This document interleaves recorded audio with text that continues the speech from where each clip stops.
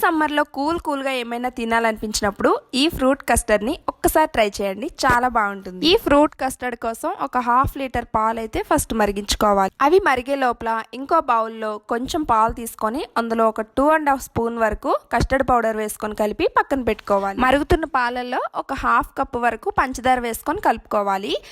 మధ్యలో ఇలా మిగడలా వస్తుంటే అది గరిటతో తీసి పక్కన పెట్టేయాలి. పంచదార అంతా కరిగిన తర్వాత కలిపి పెట్టుకున్న ఈ కస్టర్డ్ మిల్క్ ను వేసుకొని ఒక 5 నిమిషాల పాటు ఇలా కలుపుతూ ఉండి స్టవ్ ఆఫ్ చేసేయాలి. స్టవ్ ఆఫ్ చేశాక మాటికి ఇలా కలుపుతూ ఉండాలి, మీగడ కట్టకుండా ఉండడానికి. ఇది బాగా చల్లారిన తర్వాత ఒక 2-3 అవర్స్ పాటు ఫ్రిడ్జ్ లో పెట్టుకొని తీస్తే ఇలా చిక్కబడుతుంది.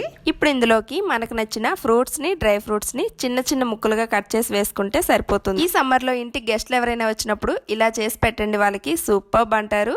ఒకసారి మీరు కూడా ట్రై చేయండి. వీడియో నచ్చితే తప్పకుండా ఒక లైక్ చేసి కామెంట్ చేయండి. Thank you so much for watching my video.